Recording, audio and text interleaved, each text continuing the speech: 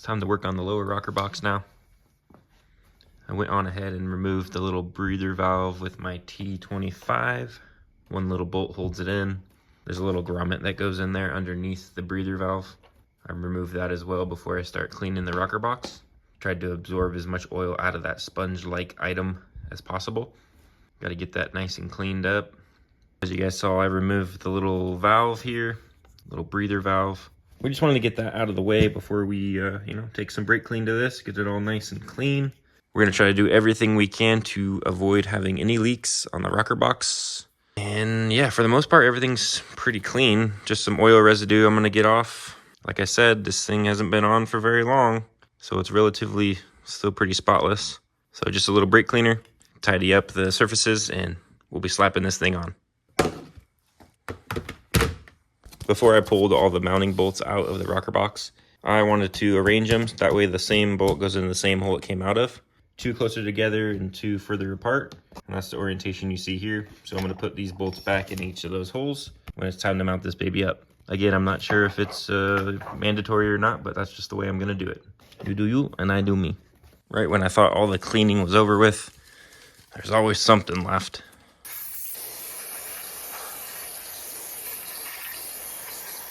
Little brake clean, little brush, little nylon brush. Give it a good scrubbing. Like I said, it's pretty dang clean already. Just making sure, giving it a once over, one last cleaning. Make sure everybody's happy, all the surfaces are happy, and the gaskets are gonna do happy things. And keep this thing nice and sealed for years to come.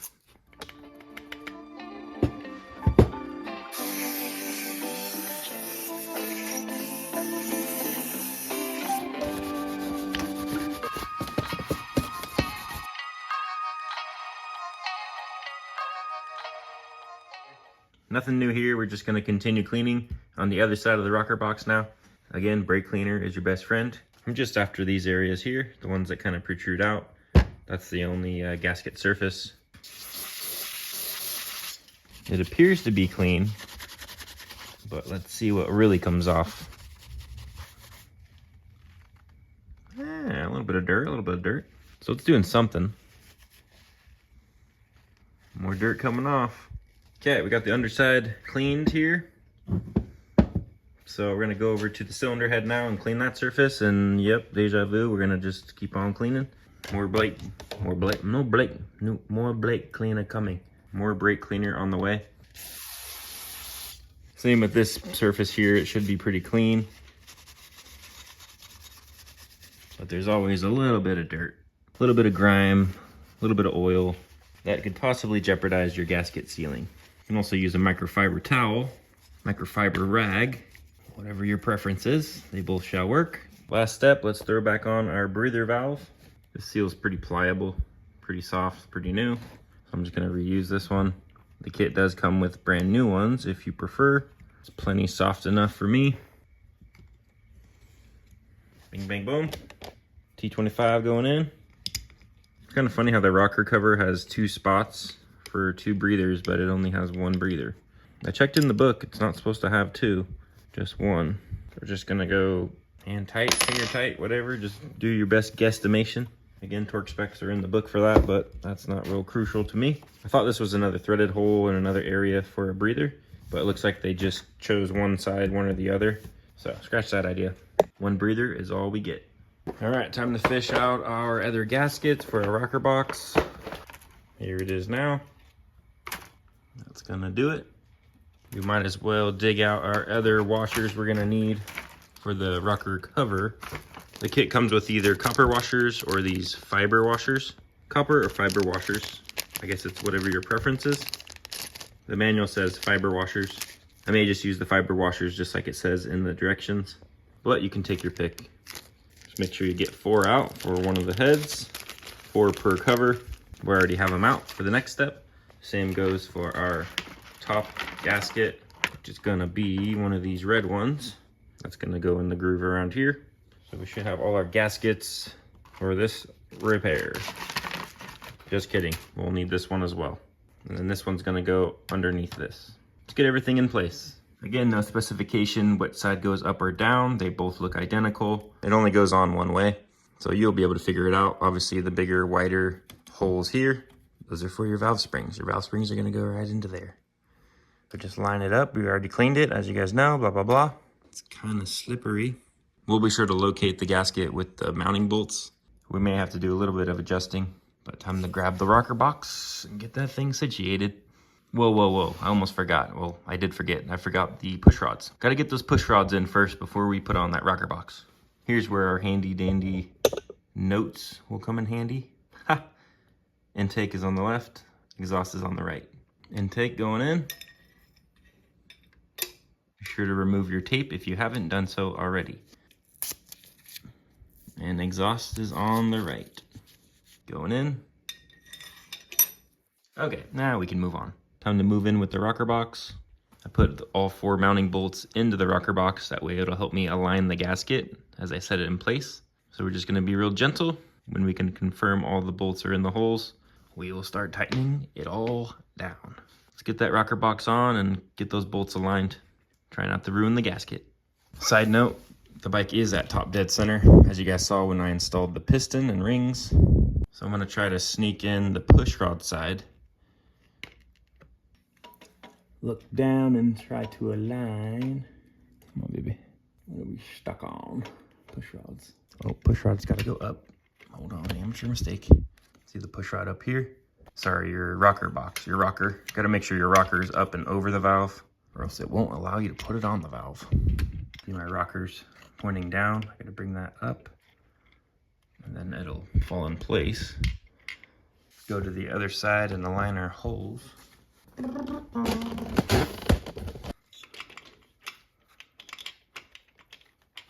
It appears we are lined up.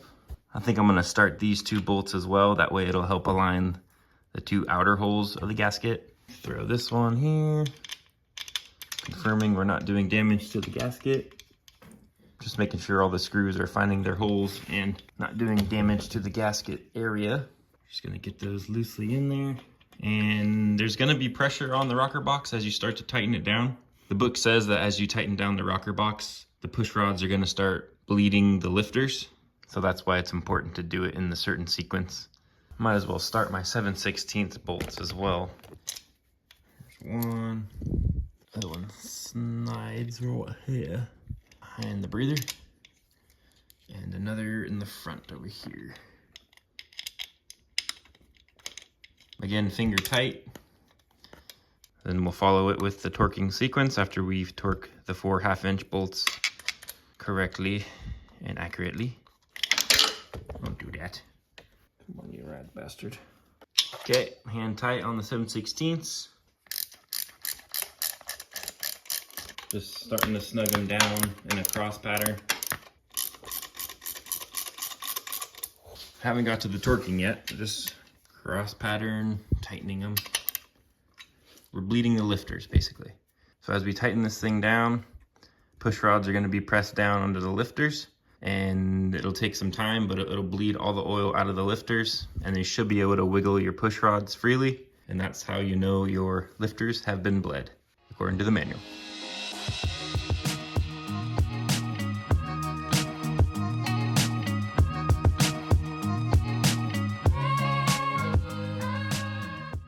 Okay, so we got pretty much all the mounting bolts just lightly snug. Got the 3 7/16 and the 4 1/2-inch bolts, as well as the 2 Allens on the corners. You can see how we're still a bit elevated here. This is the push rod side. You can see we're still elevated, relatively even all the way around, with the exception of this here that looks a little bit higher. But we're gonna make our way around in a crisscross pattern. Got our torque wrench set to 22 foot-pounds. So this is all according to the book. Everything seems nominal, and we're gonna continue. All right, it says just do little turns at a time. Oh, I guess I'll need my 1/2-inch, not 7/16. So little increments at a time in a crisscross pattern. 22 foot-pounds. Some bolts will feel a little tighter than the others. As long as you're doing it evenly, that's what's most important.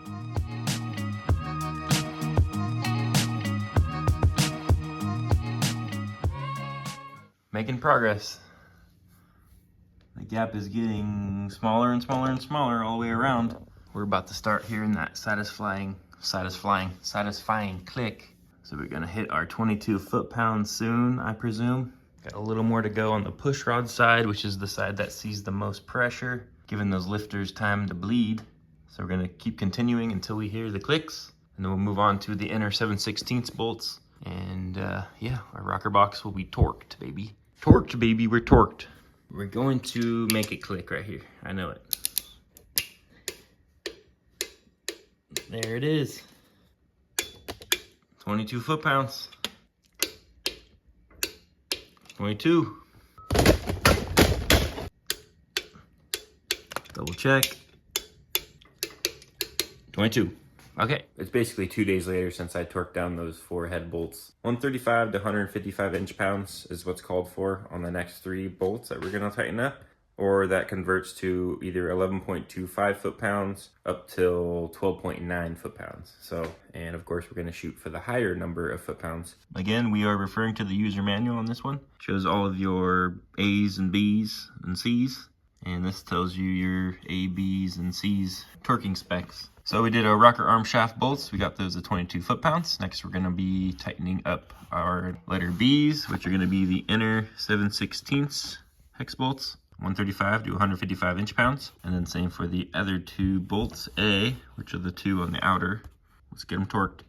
So future reference, I am gonna use my smaller torque wrench. This goes to 4 to 19 foot-pounds. And like I said before, we're only gonna be working with about 12.9 foot-pounds. So we are converting inch-pounds to foot-pounds. So it'll be more accurate for me to use a smaller torque wrench, one that just goes to, 10 to 20 foot-pounds, versus a torque wrench that goes from 10 to 80 foot-pounds, like this one. So I was reading up online, and it really doesn't matter. You can convert it, but preferably use a smaller torque wrench that's capable of, smaller torque amounts. And you should be within a close ballpark to where you should be when it converts to inch-pounds, if that makes any sense at all. Or if you have an inch-pound torque wrench, go ahead and use that, make your life easier. Let's get this baby adjusted. All right, let's go to 12.9, 8, 9, 10. There we go, 12.9 foot-pounds. Let's get these torqued. Just like we did with the rocker bolts, the 4 half-inch ones, I'm gonna go around and get all of these kind of finger tight and then work on to the torquing sequence, which is just a crisscross pattern. There's only 3 of them, so it's just gonna be a little modified crisscross pattern. Might as well start with, let's do this one. Just gonna go a little bit at a time until we get to our torque amount, just so we work it there evenly, little by little, until you hear that satisfying click. All right, 1, 2, and there we are. 12.9 foot-pounds or 155 inch-pounds. All right, let's get these 3/16 bolts tightened down. Just gonna use a little ball end right here on this one. Still got our torque wrench adjusted, little by little. Unfortunately, I'm gonna have to use a ball end. I don't think it's gonna affect the torque accuracy much. There we are. We don't snap off the ball end, we'll be good. Okay, bingo, bongo, bango. Our bottom rocker box is torqued and ready for the next step. Now we're gonna move on to the upper, essentially it's the cover for the rocker box. Remember we went around and already cleaned inside our gasket area. Same with inside here. Got that all cleaned up with brake clean. Made sure all the oil was off of the surfaces. And now I'm gonna bring my attention over to the cover itself. A little brake clean on a towel. Good old wipe down. Pretty much your standard practice for any gasket surface for final cleaning. Don't forget the middle area as well. Plenty of dirt coming off. Nice and shiny, nice and clean. Little rectangle gasket here, and then this other funky looking one here. We're just gonna line this up with the shape on the rocker box. We're gonna set this one in place as well, and then the cap goes on. Bing, bang, boom. We're all sealed up on that cylinder head. These gaskets, they don't look directional. They look identical both sides. So pick a side, put it down, and be done with it. It's nicely right in there. The tighter curve ends go towards you. So you can just follow the shape of the top rocker box here. Put it into place. Pretty straightforward. Just make sure it's all flat and sitting nicely. Gasket's happy in its little slot. Follow it all the way around the back side.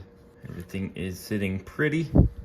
Well, as you guys know, it was a pretty tight fit coming off, so I'm expecting the same result here. I'm gonna try to finagle this in the same way I got it out. Just reference your hole pattern. Make sure that you're gonna be putting on the top cover in the right orientation. Ow, got stabbed. Oh, you rat bastard. Probably save myself the headache and just move that, but you know, I won't.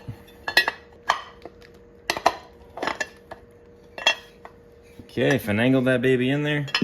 Just double check your gasket is still seating the way you want it to seat. And boom, we have landed. Okay, we're gonna go grab our 4 mounting bolts for the top cover. We got our little fiber washers as well. We got 4 of these to go under our standard washers. The kit comes with fiber or copper washers. The reference manual also says install your fiber washers. Just going by the book again. Our bolt, our washer, we're gonna put our fiber washer underneath. That should create a, I guess, leak-free seal, oil tight seal up top, and that's what's most important. Again, finger tight all the way around. So these bolts also have a torque setting. So 155 inch-pounds, that's 12.9 foot-pounds. I just have my torque wrench set to about 13 foot-pounds. One of my bolts was getting close to rounding off, and of course, using a ball end, you might just finish that rounding off issue. Top cover is torqued, and we're all sealed up, baby. Speaking of moving on, here we go. We're gonna move on to the induction system here. Oy, if I don't drop it. So I just wanted to get this kind of cleaned up. You can see in there, you know, there's some residue, some dirt, some carbon buildup. Burnt oil, burnt fuel, whatever you got in there, it's accumulating and building up. I also want to get the MAF sensor out of here. I want to clean that up too as well. The MAP sensors, they work better when they're nice and clean. I got some mass airflow cleaner. We're going to use that. Maybe some brake cleaner as well, just to kind of clean up down in there. And get a little scrubbing, see what I can clean out of there before I mount this thing back up. And that's the deal. That's the plan. So let's stick to it and start cleaning this thing. So before I can get the MAF sensor out, I'm gonna have to loosen up this 8mm bolt, and we'll see if we need to take this bolt out as well. It's just kind of overlapped right here. It allows it to pivot, but it can't pull straight up and out. The little bracket here is blocking it. So we're gonna loosen it up, kind of move it out of the way, and then pop this thing off and get a good cleaning in. We'll see what loosening this bolt does. We're just gonna learn right here, right now. Never took this off before. Seems to be pretty tight for such a small little bolt. Where's that satisfying... Where's the satisfying click when you like break something free, you know what I mean? I don't see that on this one. But it is coming out. It's coming out, coming out, coming out. A little bit of Loctite of some sort. Never seen orange Loctite. Or maybe it's rust. A little bit of residue down in there. Now it looks like we have a star bit here. T20. I'm gonna try to break this free. Just locks out, pops right off. So far, so simple. And now we can pull out our MAF sensor. According to my calculations, it should just pop right out. But then again, this is my first time, and I don't want to break it, because that looks expensive. Okay, it's a pretty tight fit. I just started kind of wiggling and pulling up on it, and it'll pop off. There it is, right there. Look at that. There's inside the hole. So I think it was a good idea that we got this thing out of there. Look at that. That thing is all gunked up in junk. Got all kinds of junk up in there. So we're gonna get this thing all cleaned up, brother. That's amazing. Amazingly disgusting. It needs to be cleaned. So let's get this thing all nice and clean. I'm gonna try to just lightly rub it. I don't know. We're gonna see with the mass airflow sensor cleaner, just the pressure from this. We'll see what we can get off. Gotta clean this baby up. Let's give this a light little squirting here. A little courtesy paper towel down here first. You know, prevent any of that mess.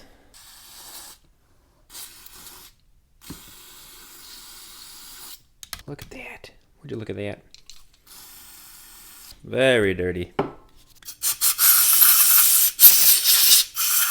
Maybe try a little nylon brush. Something pretty delicate so we're not going to like gouge into this electronic piece in here, whatever that's called.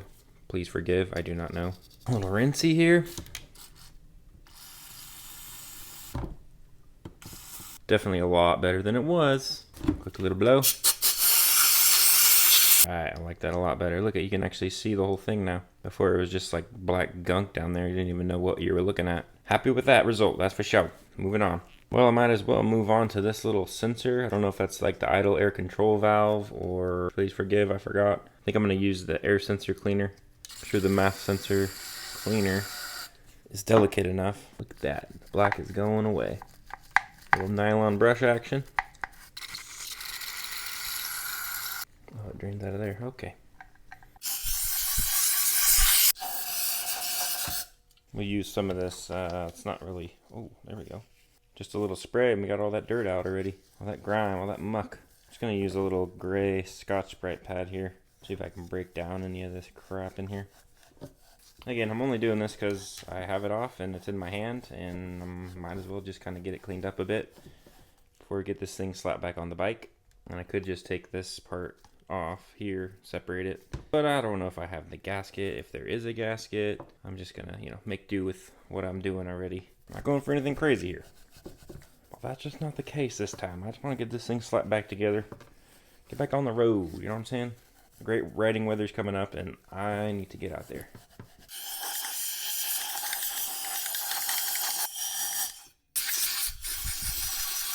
Look at that, it's looking a lot better in there. Okay, we're all dried out, cleaned up. Going ahead and slap back on our T-map sensor. Got this nicely cleaned up, as you guys already saw, blah, blah, blah. There's some gas coming out of my fuel line here. All right, so how'd this go on? Let's see. Went on like that, bro. Gonna press this little T-map sensor back into place. Just make sure that your connector is going towards your screw on this end. That would be the right orientation. Probably a little O-ring grease or something would be nice on there, just to kind of prevent it from getting split or hurt during entry. Put our bracket back on. T20 screw, get that thing started. Get our 8mm bolt in here. Kind of a funky fit, but it screws in there. It's almost like it's self-tapping into the plastic or something. Use your best judgment on the torque. Same goes for your T20. Glad I took the extra time just to get this step done. It makes me feel better anyway.